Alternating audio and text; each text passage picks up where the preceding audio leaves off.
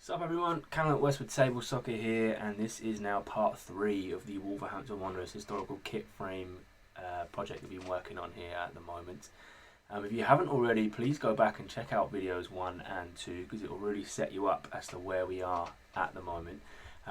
If you're new to the channel, then welcome. If you're not, then welcome back. Don't forget to like, subscribe and get the old bell on so you never miss a new video that we do.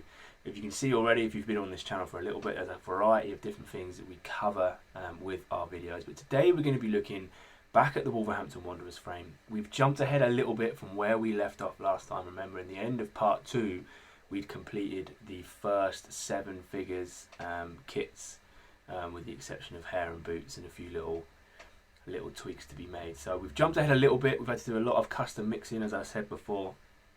Wolves' colours does not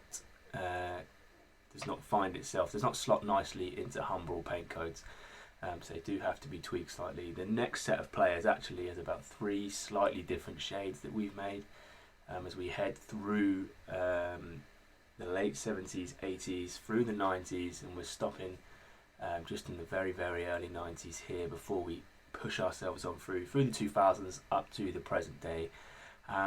So what we're going to do then, we're going to show you a little bit of video footage now of sort of where we've jumped up to, so show you the addition of the old gold, and then we'll get on and we'll show you the addition of the black and the little touches that are going to take this frame a little bit further on.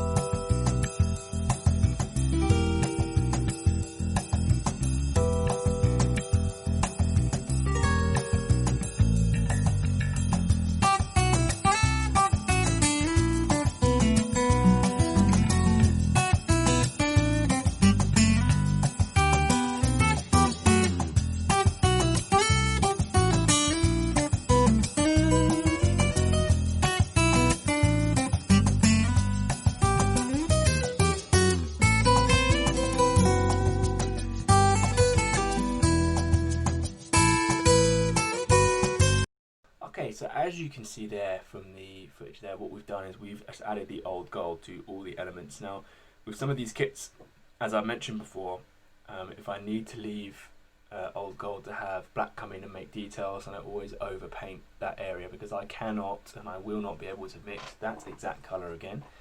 So there are some bits there that are overpainted and are too big, but we're going to bring them back in with the addition of the black. We're going to show you now some video footage of us just painting the first 2 figures, and then we'll come back and we'll talk about both of those.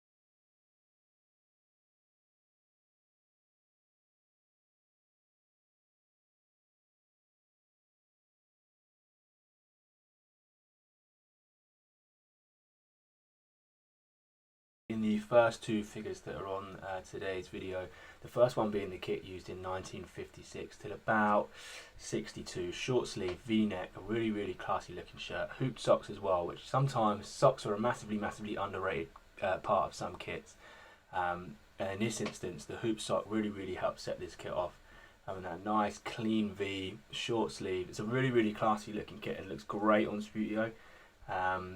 Personally think this kit works better in short sleeve than it ever would in long sleeve, but all we had to do was quite a simple change to this one, was just paint the black around the socks in even bands, fully black shorts, so that was nice and easy, just bringing that nice crisp line up to the shirt, and then making sure we got that V nice and crisp and followed that line that we made originally with the flesh tone, which is why it's really, really important to get that flesh tone as close as you can. Doesn't have to be perfect, because you can always clean it up, especially when you're going to use a darker colour.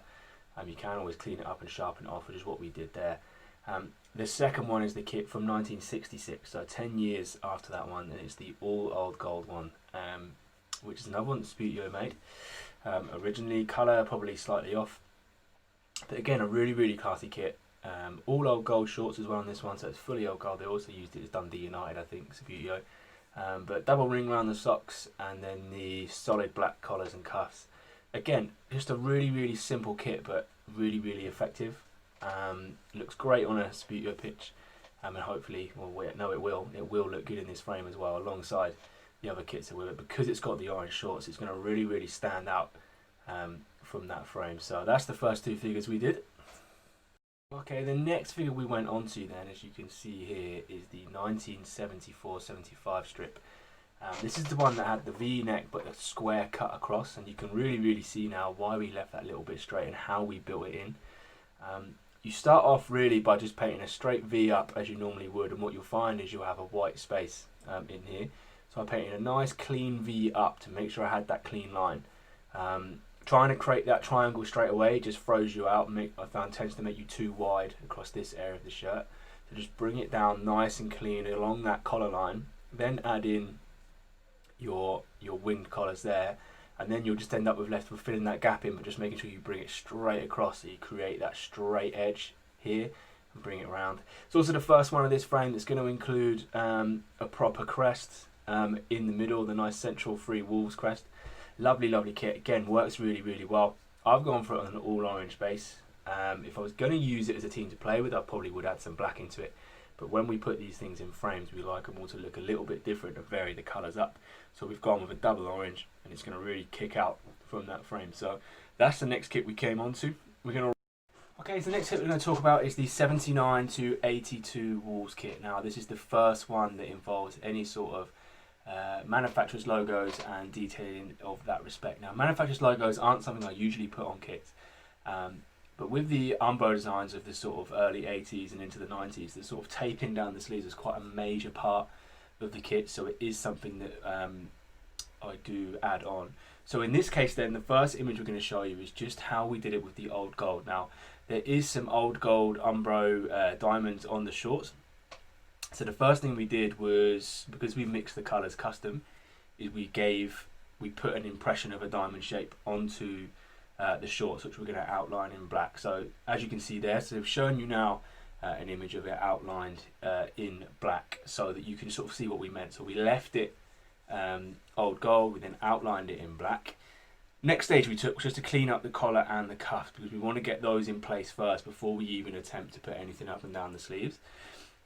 So that's what we've got in here, and the next stage you're going to see is the tape added on up the sides. You can see it's really, really effective diamond design up the sleeves. It starts and ends in the collar and the cuff, which is one of the reasons again why I do those first, especially when they're the same colour, because then you haven't got to worry about matching. I always start from the bottom and work my way to the top, and then the last image you'll see is that completed kit. So when you're adding those details in, again, for me, it's never about getting it perfect. It's about creating that optical effect that you're looking for on a small scale. Okay, so the next two kits actually are really, really similar, and they're both Pinstripe kits, and they're from 82 to 85. The only real difference in the two kits is actually the sock trim. So this one with pinstripes, it's all about just creating that pinstripe effect. Now, you're never going to be able to realistically create the same pinstripe effect as is on the actual shirt, because to try and get a line that thin, you just wouldn't see it on something that small.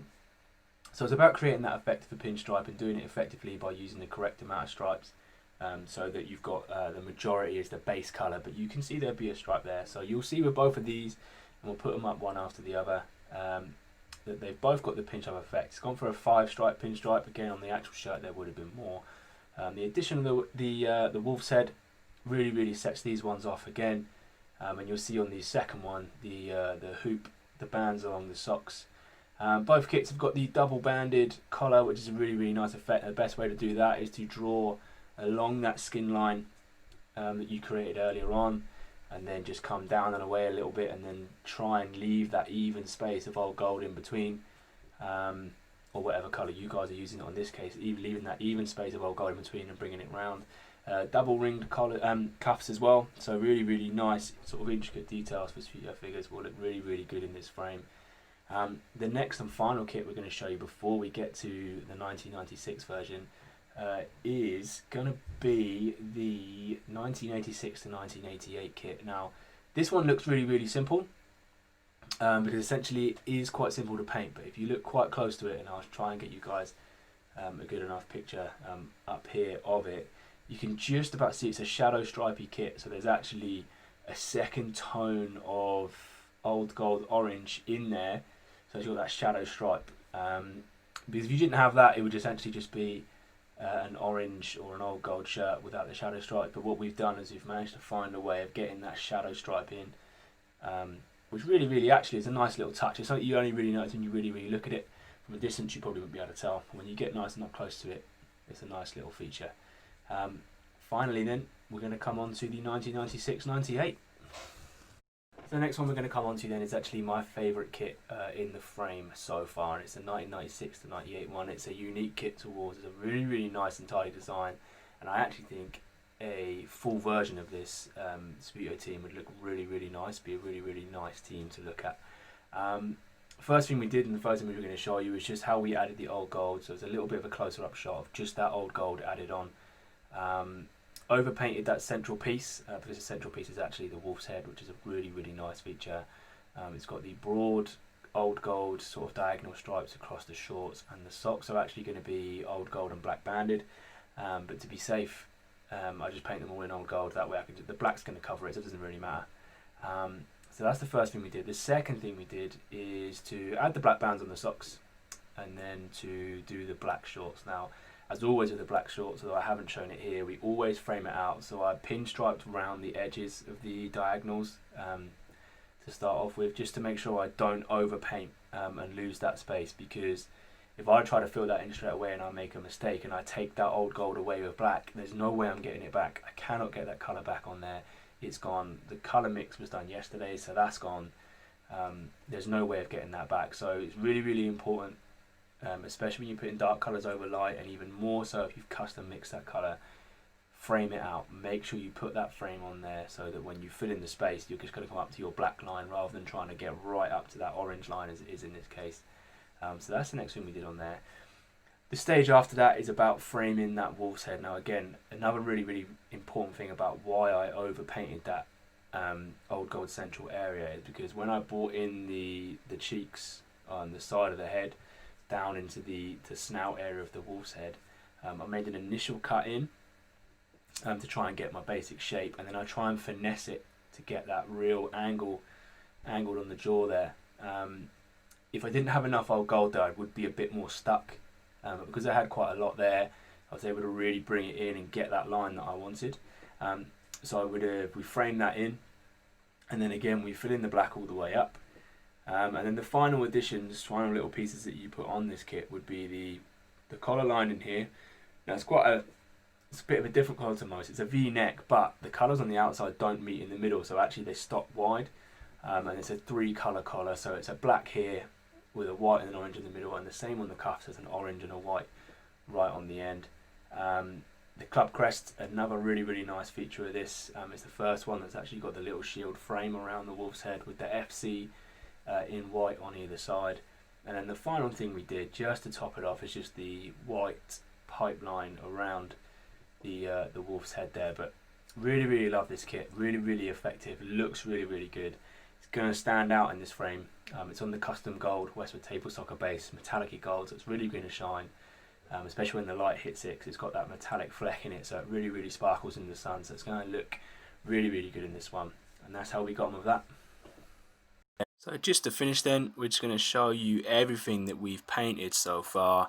A little journey through Wolves' history so far. So we come through the early kits, blue and white hoops there, the red and white stripes, that really nice black and old gold diagonal there. Ball stripes, a lot of the tie top collars in along here, as we now start to come into what we've worked on in part 3. So those newer kits, the old gold and black, the introduction of the club crest, that straight line diagonal collar, coming through into our pinstripe 80s kits, coming up here, that shadow stripe just about make it out in there, and then we head into the 96 to 98 kit, come back down the line here. Really nice frame, really excited to see how the last few kits turn out. We've actually only got 5 left to do, and then we just got the final little touches, the hair and the boots to put on. It's going to be really good. Really looking forward to getting this one finished and seeing that final result. That is it then for part 3 of the Wolverhampton Wanderers historical kit frame that we are making here at Westwood Table Soccer. We are now only 5 kits away from having all the kit work done on this frame.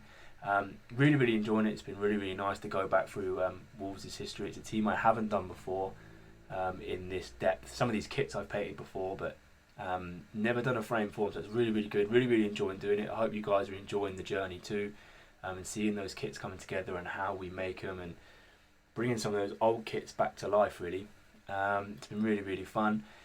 This week, let's see if we can get some comments rolling. So, comment down below what your favourite kit is so far, and potentially what you think, maybe Wolves fans especially, what you think the next 5 kits may be. I'll give you a clue, they're all home kits. So yeah, if you've got any questions, then either drop them in the comments below or throw an email to westwood.gs@gmail.com. If you're on Twitter, give us a follow. Our Twitter handle is in our new logo at the top there. Special shout out to FM Logos on Twitter handle down below. Knocked up this logo for me, really nice, really good. So yeah, massive shout out to him. Does some really good ones for Football Manager as well. So if you're a Football Manager player and you want a custom logo for maybe your own team that you can make on the new versions, then get onto him on Twitter. Really good guy. Helped me out with this, so really good. Love it. So yeah, if you are new, then please again drop a subscribe on. Please leave a like on this video. Let's see if we can get it to 20. See if we can get 20 likes on the video. If you haven't already, then like I said, get the subscribe on, put the bell on, and we will see you in for part 4.